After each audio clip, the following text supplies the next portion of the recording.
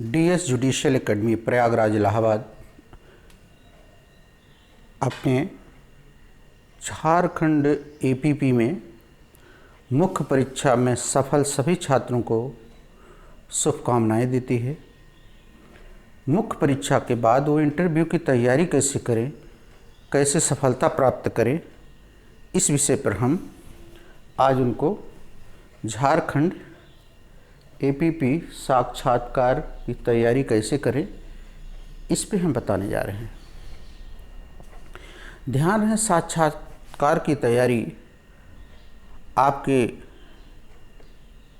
केवल व्यक्तित्व के परिचय के लिए की जाती है कि जिस सर्विस में आप जा रहे हैं उस सर्विस के बारे में कितना आप जानते हैं और उस सर्विस में आने वाली समस्याओं को किस तरीके से आप हैंडल करेंगे, किस तरीके से देखेंगे, किस तरीके से किसी मुसीबत से बाहर निकलेंगे, किस तरीके से किसी केस को हैंडल करेंगे, किस तरीके से किसी अधिकारी से आप मिलेंगे, किस तरीके से बातचीत करेंगे, किसी आर्गुमेंट में किसी कानूनी पॉइंट को कैसे रखेंगे, इन सब चीज़ों को देखा जाता है।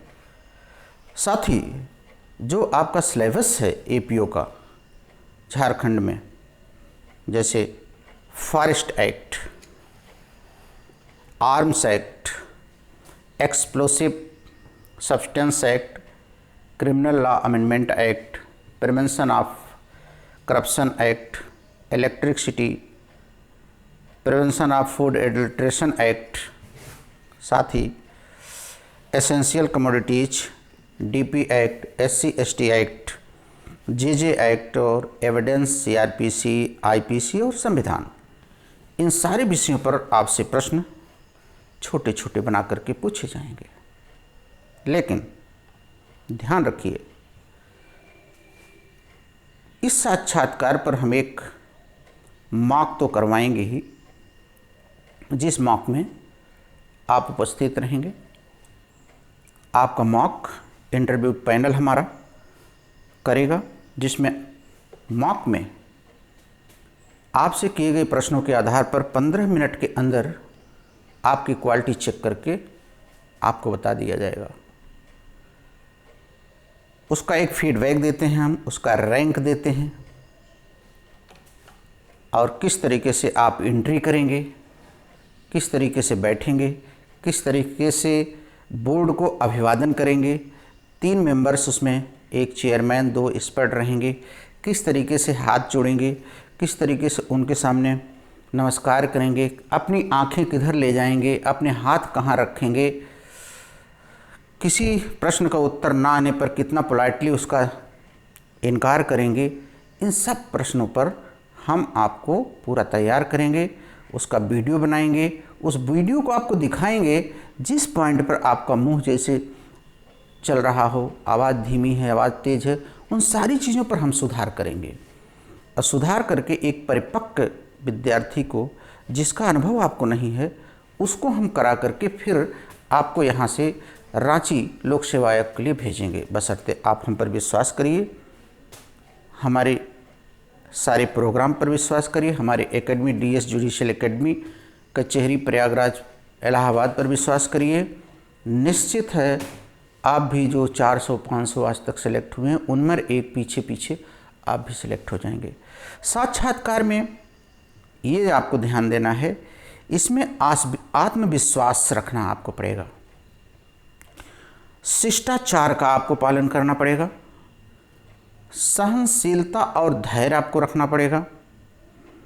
अपनी वेशभूषा मतलब कपड़े क्या आप पहनते हैं। लंबी लड़की है तो साड़ी पहने, छोटी हैं तो अपने सूट पहन करके जाएं। कानून का ज्ञान भी आपको देखना होगा। On the day of the interview you have to wear formal dress, should be well dressed, have self confidence. You should give answer of any question in a calm काल मीन्स शांत तरीके से, एंड मॉडेस्ट मैनर यानी साधारण, ना कि बहुत ऊंचाई के साथ, विनम्रता के साथ सारे उत्तर आप देंगे। एक बड़े लोगों से किस तरीके से बात किया जाता है, वो आपका घर नहीं है, माँ बाप से जिस तरीके से बोलते हैं, वहाँ एक स्ट्रेंजर पर्सन है, अपनी कैसे पहचान करेंगे। आपकी स्थिति के आपका आत्मविश्वास तथा शक्ति झलकती है। सीधे खड़े रहिए, सीधे चलिए, सीधे बैठिए। आपकी ऊंचाई का कोई महत्व नहीं है। कुर्सी पर तो पूरी आरामदायक स्थिति में आप बैठेंगे जहाँ इंटरव्यू देंगे। थोड़ा सा सामने झुके हुए रहिए, कम से कम 10 डिग्री, जिसमें प्रतीत हो कि आपका पूरा ध्यान बोर्ड पर है, पूरा ध्यान, ताकि पता चले आपका बोर्ड पर है। और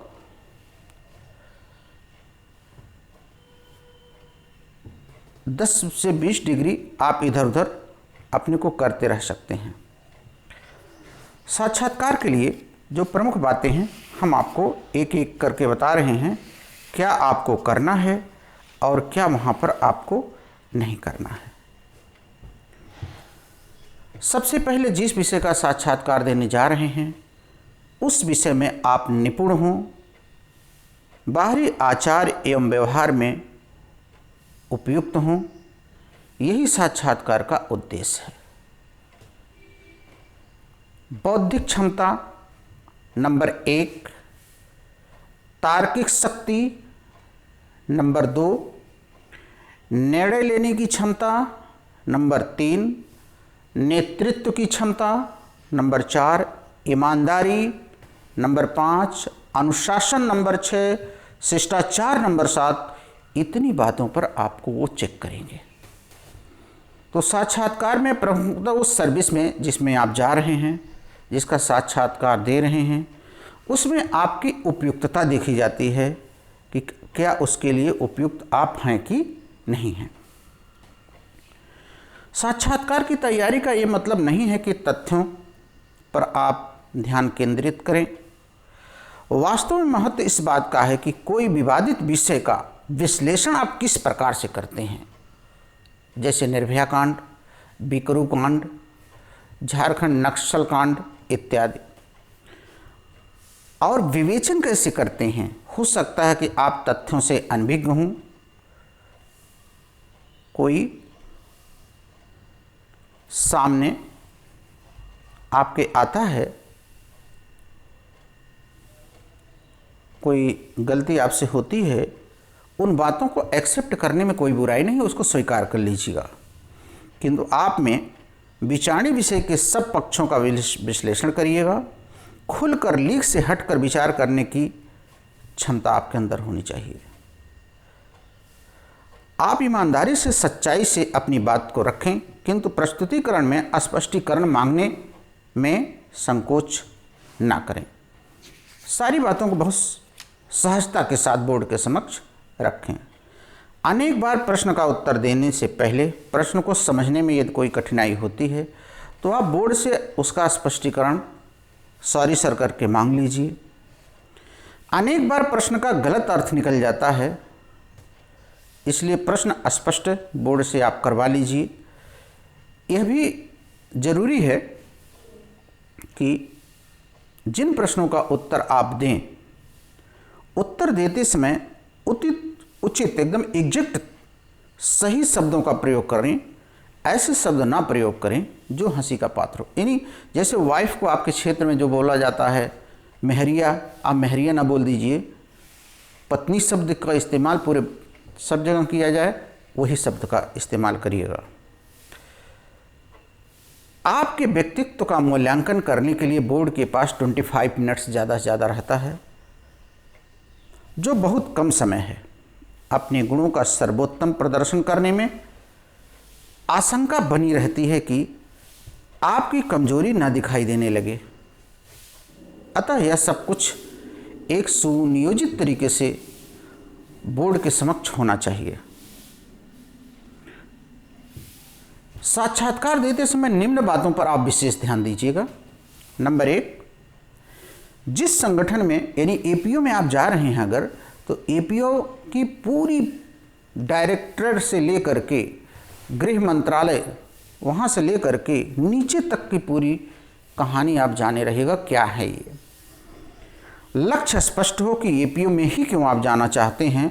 बहुत सावधानी से बोलिएगा, नहीं फंसा देगा, फिर निकल नहीं पाएंगे। एपीओ में ही क्यों जाना चाहते हैं ये आपको बताना पड़ेगा। छोटे और सटीक उत्तर देना ही इंटरव्यू में आपके लिए बहुत ही लाभदायक होगा। रही बात हाथ पांव फूलने की, तो हाथ पांव फूलना एक सामान्य बात है, इसके लिए आपको परेशान होने की ज़रूरत नहीं है। आत्मविश्वास को आप अपना बोर्ड के समक्ष दिखाइए, लेकिन उसमें घमंड नहीं आना चाहिए। हल्की सी स्माइलिंग आपके चेहरे पर होनी चाहिए। आस्थावान रहें बोर्ड के कि अच्छा ही आपके पास आपके खिलाफ करेंगे। कहीं से भी ये झलकने ना पावे कि बोर्ड घूस लेता है, आयोग में भ्रष्टाचार है इत्यादि। अगर आपसे कोई गलती हो गई है किसी प्रश्न के उत्तर देने में, तुरंत क्षमा मांग लीजिए, जरा सा भी संकोच मत करिए। कुछ कार्य है आप इंटरव्यू में कतई मत करिएगा। बोर्ड के किसी सदस्य से बहस कतई नहीं करिएगा। किसी आदर्श को लेकर अपना महत्व बढ़ाने का प्रयत्न मत करिएगा। सरकार पर कभी भी अविश्वास मत करिएगा, क्योंकि सरकार के ही आदमी वो तीनों बैठे रहते हैं। व्यक्तियों, संस्थाओं, संगठनों का तिरस्कार मत करिएगा, क्योंकि उसी संगठन सेवा में आप जाने वाले हैं। और अगर कहीं तिरस्कार करने की स्थिति है तो तर्क के साथ आप रखिएगा। हाथ और पांव को इधर उधर मत हिलाइएगा। फालतू दांत में उंगली डालना, कान में उंगली डालना, ये सारी चीज़ों को कभी मत करिएगा इंटरव्यू में। अवसर के अनुरूप ही आप कपड़े पहनेंगे। स्टूडेंट पुरुष अगर हैं तो फुल बांह की उनकी शर्ट होगी, पैंट होगी, लेकिन तड़क भड़क वाला नहीं होगा। जब उनके जूते काले चमड़े के होंगे। महिलाएं साड़ी हल्के रंग की पहने, तड़क भड़क वाली साड़ी ना हो। आभूषण कम से कम पहने। कभी कभी बहुत मज़ेदार आता है, बीमार औरतें इतना आभूषण और इतना लाली लगा करके डॉक्टर के पास जाती हैं। डॉक्टर कहते हैं आप बीमार कहाँ हैं। केस जो बाल आपके हैं, चाहे पुरुष हों चाहे औरत हों, बिल्कुल ठीक ठाक से हों, इखरे बिखरे इधर उधर ना हो। नाखून साफ रखें और नेल पॉलिश ना लगाएं। सुगंध इत्र का प्रयोग तो बिल्कुल ना करें। बिल्कुल प्रसन्न चित्त बैठें। सीधे बैठिए, झुकिए नहीं, और थोड़ा सा तने रहिए, एकदम लुंज पुंज मत रहिए। बोर्ड के प्रति संपूर्ण आदर आपको दिखाना पड़ेगा। अपना दृष्टिकोण संतुलित रखिएगा। यदि उत्तर आपको पता है तब भी आप कूद फान करके खड़े मत हो जाइएगा कि हमको आ रहा है। उत्तर आ रहा है तो आपकी पहचान होगी कि धीरे धीरे उस उत्तर को बोर्ड के समक्ष ले आइए।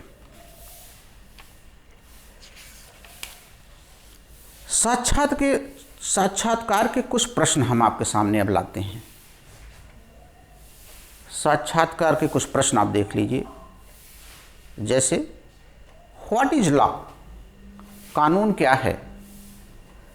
The system of rules that particularly country और community recognising as regulating the action of its members. The system of the rules that particularly country or community recognizing as regulating the action of its members. System of the rules मतलब ऐसे नियम, ऐसे कानून जो संबंधित सरकार अपने नागरिकों को नियंत्रण करने के लिए बनाता है, उसे ही हम लोग कानून कहते हैं। What is the full form of the LLB? What is the full form of the LLB? तो lex legum baccalaureus. Who is the first law officer of government of India? Bharat का सर्वोच्च विधि अधिकारी कौन है? क्वेश्चन ऑन एक्सपीरियंस बेस, आपका experience कितना है? Who is the APO? Who is the competent for becoming of the APO? How many law we had? How many law we had? कितने प्रकार के लॉ हैं भारत में बने? नेचुरल जस्टिस किसे कहते हैं? इजाजत और अनुज्ञप्ति में फर्क क्या है? ज्ञान और सहमत में अंतर क्या है? मोकरी भीड़ तंत्र लोकतंत्र का रूप कैसे ले लिया? विधि को आप सामान्य भाषा में बताइएगा कि मानव समाज में व्यक्तियों के संव्यवहारों के औचित्य या अनौचित्य को निर्धारित करने हेतु राज्य जो कानून बनाता है उसे विधि कहते हैं। इसे सामाजिक नियंत्रण का साधन भी कहते हैं। सामाजिक नियंत्रण का साधन भी कहते हैं। What is the question of law and what is the question of fact? Kinds of law, ये आपसे पूछा जाएगा। कानून का उद्देश्य क्या होता है? दंड के सिद्धांत क्या होते हैं? जो थियरी दी गई है जूरिस्प्रूडेंस में, ये सारी चीज़ें आपसे आपके इंटरव्यू में पूछे जाएंगे। इंटरव्यू में करंट लॉ के बारे में भी आपको जानकारी रखना पड़ेगा, उसको भी आप जानिएगा।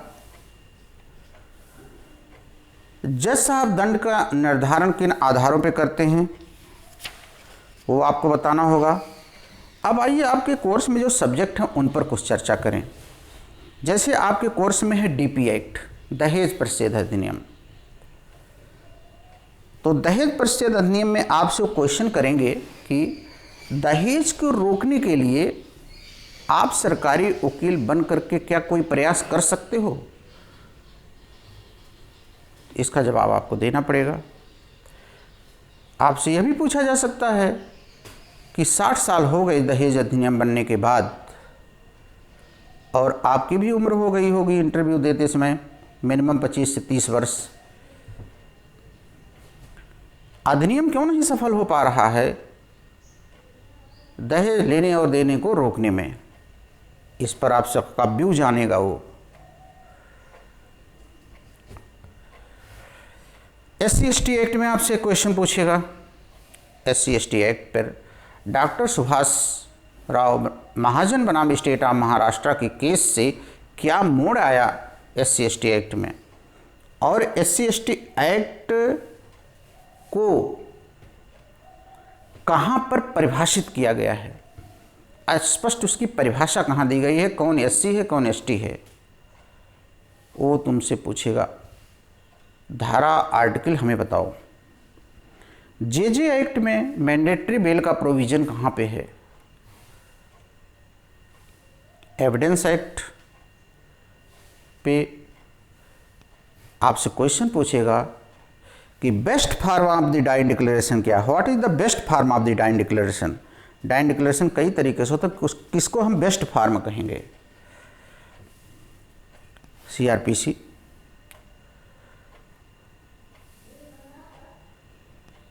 तो बहुत सारे ऐसे क्वेश्चन हैं जिनका संभव तो है नहीं कि सारे के सारे आपको बताया जाए। इसका सेकंड पार्ट हम आपको दोबारा अगले वीडियो में बताएंगे। और हमारा जो क्लास होगी इसकी